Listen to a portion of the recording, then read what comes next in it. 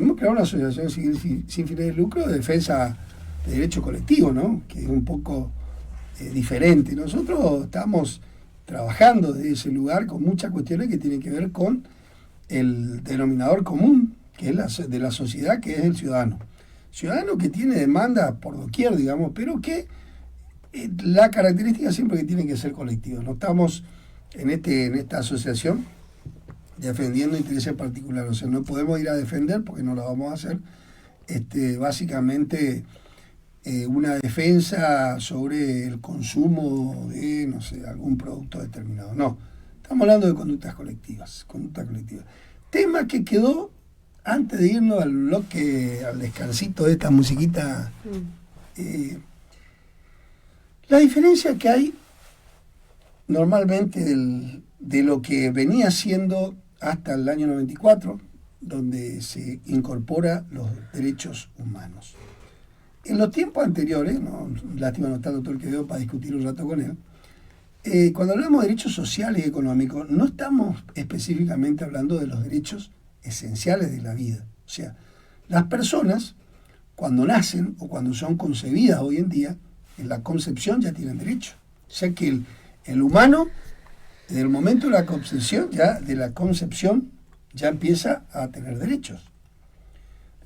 Y ahí viene el primer factor, el derecho a la vida. Cuando decimos derecho a la vida, estamos hablando de la corporización de ese digamos, ser que está engendrado y que alguno engendrado, mal dicho, no me gusta la palabra, pero básicamente concebido, empieza a tener derechos que son vinculados a ese otro aspecto que es social, digamos. El derecho a la vida, y después cuando nace, empieza a tener otro derecho, ¿no? El derecho que la mujer, de alguna manera, también tiene por el hecho de ser mujer, derecho humano de la mujer, que está vinculado a que debe tener ciertos cuidados en nuestra sociedad, y esa es la diferencia. Es como decir cuando derecho humano las personas mayores. Hay una serie de derechos que están vinculados a la vida, otra vez a la vida. No olvidemos el punto central del derecho que no está conculcado, por lo menos no dice en la Constitución, que todos los seres que nacen en el territorio argentino tienen derecho a la vida. No dice así. Dice en la Convención, en una de las convenciones internacional, ahí sí establece el derecho a la vida, pero no en la Carta Orgánica. Por eso, en la Constitución. Por eso, esta apertura en el año 94 a los derechos, al artículo 75, inciso 22, a los derechos humanos desde el punto de vista internacional, donde se incorporan todos los tratados, que no son muchos, todas las convenciones que tampoco son muchos, pero que en definitiva otorga derechos que son inalienables a los ciudadanos de un territorio determinado, o por lo menos los que han firmado un tratado o una convención, es importante tenerlo. Derecho humano de las personas con discapacidad. Acuérdense la palabra derecho humano. Está diciendo que por ser un ser humano, tiene esos derechos. No porque te lo otorga, no sé, una ley. No. Una ley no te puede otorgar nada. La ley es la vía, es el camino, es la forma como se debe ejercer derechos. Pero el derecho está más allá de la ley. O sea, explico, antecede, para que se entienda más claramente. O sea, un derecho a la vida. Cuando decimos derecho a la vida, quiere decir que toda una sociedad colectiva debe cuidar la vida de esas personas, de esos seres que han sido concebidos y que son parte de nuestra sociedad. Todo el andamiaje institucional, todo el andamiaje político, toda la seguridad, todo es para cuidar la vida de las personas. Entonces, el cuidado de la vida tiene un montón de factores que va siendo dentro de parte de un proceso de vida que debe recibir todos los ciudadanos que nacen en el territorio argentino. Entonces, hablar del derecho humano es hablar de todo lo que afecta, por ejemplo, la necesidad de alimentos. Por eso usted va a encontrar una serie de derechos donde obliga a las familias, cuando usted ha concebido. Por eso no es tan fácil cuando dicen los padres, por ejemplo, no, yo no les reconozco a mi hijo, y va hay determinadas leyes, derecho de familia, que dice que vos tenés que cuidarla. O sea, es tu familia. Normalmente la familia tienen parte, digamos, papá y mamá, y todos los abuelos, tíos, qué sé yo. Por eso el derecho, inclusive, dice, bueno, vamos a suponer, nace un niño, la responsabilidad directa de los padres, y indirecta va subiendo hacia arriba y después hacia los costados también.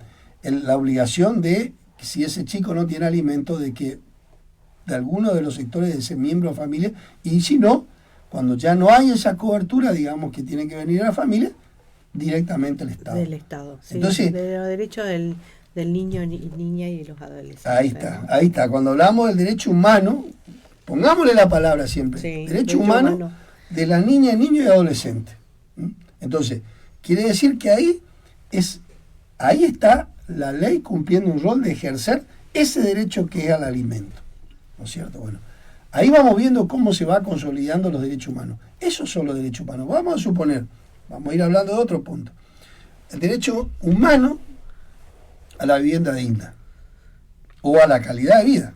Entonces, ahí esos dos derechos juegan medio tomaditos la mano, digamos, porque hablamos del acceso a una vivienda digna y obviamente el acceso a calidad de vida. Si usted tiene una vivienda digna, va a tener calidad de vida. Ahora, si usted no tiene una vivienda digna, y obviamente la calidad de vida de usted va a ser una calidad, de alguna manera, de baja intensidad. Entonces, a eso yo voy cuando estamos hablando de derechos humanos.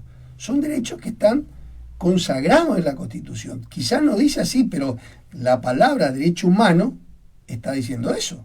O sea, el hecho de ser un ser humano le está otorgando derechos que están consagrados en la Constitución. Vamos a poner derecho humano de la mujer. ¿Qué estamos diciendo con eso? ¿Qué le parece a usted que estamos diciendo? Vamos a poner entre la espada y la pared un poquito, Patricia. Bueno, cuando, digamos, especificamos, digamos, es ratificar un poco los derechos, voy a decir, bueno, los derechos humanos de la mujer, ¿no? Que en sí, bueno, vos estás, es un sector de la sociedad, ¿no? Que muchas veces, bueno, nos tipifican como vulnerables, ¿no? Entonces como que hacen una ratificación de todo, de esos derechos y muchas veces automáticamente, digamos, pensamos, bueno, el de... como dice, mi cuerpo, mi decisión, ¿viste? Como, claro, que pasaría todo por ahí, pero que yo creo que es un poco más generalizado, porque también está un derecho que me parece muy importante, el de el libre pensamiento, el de la libre expresión, ¿no?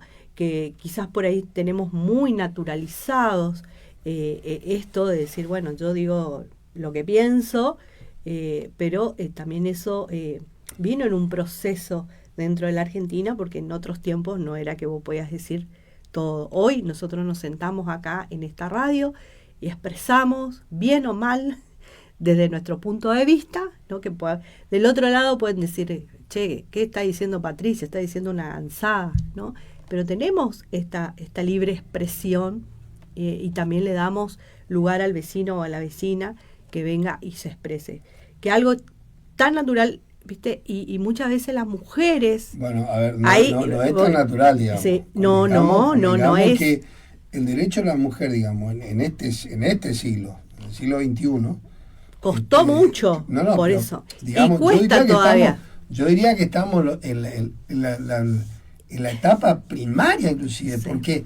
Porque ¿qué es lo que sucedía en los tiempos? ¿Por qué me parece que el derecho humano de la mujer hoy en día, sí, con una mirada muy particular y de haber leído muchos textos para poder tener claro de qué estamos hablando, pero ya vuelvo a decir, en el lenguaje común y corriente, toda la historia de la humanidad que venimos analizando de distintos lugares siempre ha tenido a la mujer como una prenda de cambio, donde la mujer prácticamente han garantizado triunfos de reinados en otro tiempo, donde la mujer era la prenda de cambio, digamos, entonces se preservaba un reinado determinado.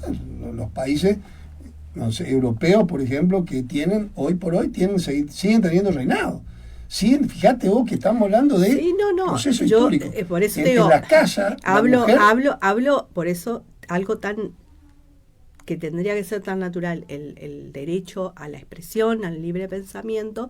En la mujer muchas veces dice, nosotros podemos llegar a expresar un concepto, una idea, lo que pensamos de algo, y ya por ahí lo dice el hombre en el mismo tono, no en el mismo sentido, y se lo toma el hombre como, sí, tiene razón, y la mujer, bueno, no, esta es una loca, ¿sí? Entonces, como que todavía nos falta, ¿no? Esa sensibilidad como para decir, bueno, a ver, escuchémosla, qué es lo que está diciendo, porque creo que hoy hubieron muchos avances, obviamente, se nos ha dado muchos espacios, todavía la mujer, por ejemplo, no gana igual que el hombre, teniendo la misma preparación o quizás más ocupando, y se da eso, por ejemplo, en el ámbito privado también, hay muchas estadísticas de que los hombres ganan y llegan, ¿no?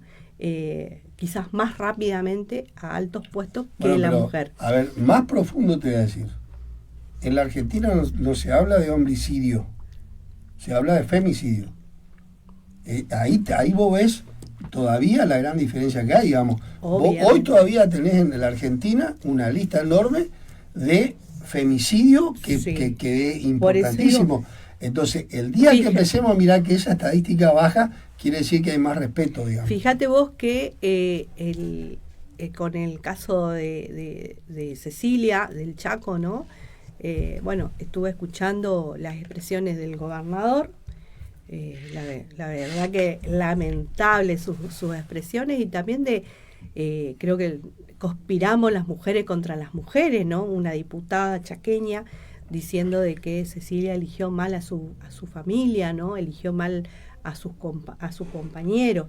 Entonces me parece que en ese sentido no es solamente, digamos, el hombre que conspira contra la mujer, sino que somos quizás las mismas mujeres que estamos conspirando contra nosotras mismas, ¿no?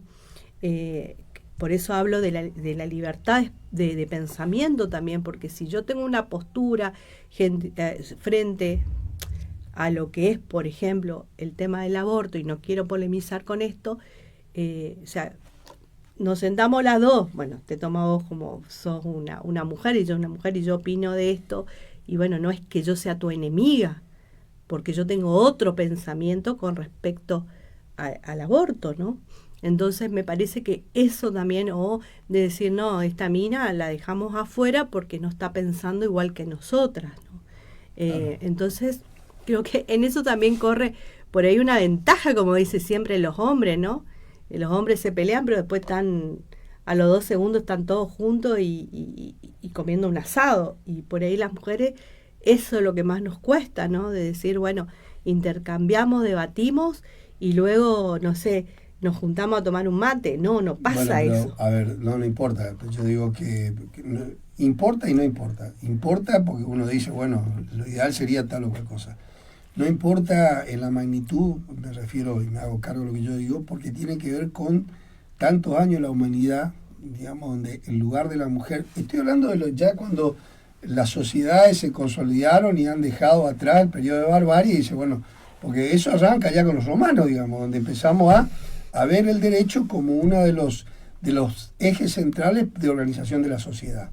Entonces, fíjense que de eso estaríamos hablando más o menos 2000 y pico de años, porque no es que Roma nace con Jesús, digamos, porque todos lo ubican 2000 años atrás y dicen, bueno, sí, no, Roma ya estaba antes, proviene de Grecia, proviene de conductas sociales. Y ya los griegos, de alguna manera, habían definido conceptualmente, por eso lo primero que vos estudiás es filosofía, siempre está la filosofía primero. Entonces ahí estudiamos los pensamientos de Sócrates, Plutón, Aristóteles, bla, bla, bla.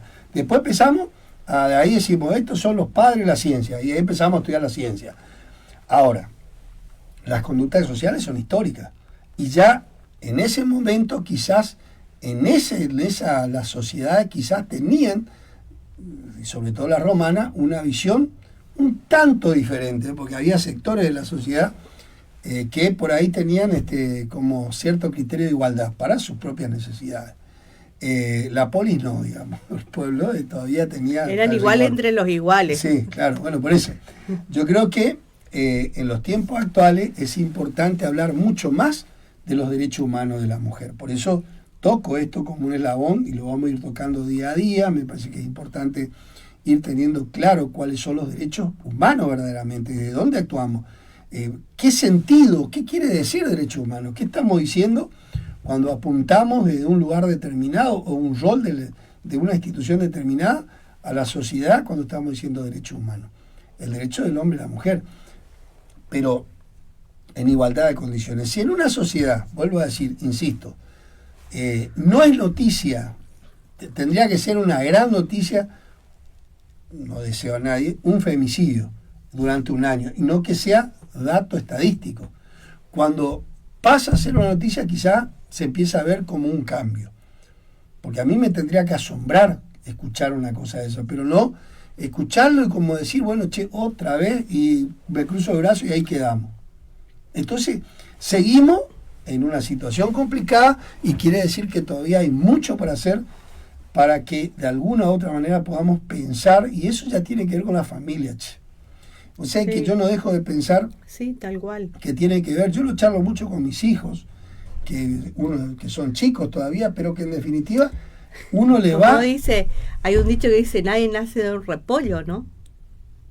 Hay un dicho popular, sí, nadie nace de un repollo. Entonces, si decimos, volviendo al caso de Cecilia, si decimos, bueno, se corrobora de que lo mató su compañero, y bueno, vos ves ya el entorno, ese chico salió de ese entorno donde evidentemente venía abonándose, y como decía, ahí es el rol de la familia, como me siento con mi hijo y le digo, mirá, las cosas va por este lado, no por aquel, respetar a las mujeres, las mismas tareas del hogar. Bueno, vos en tu caso... Yo creo que es más profundo que eso, Patricia.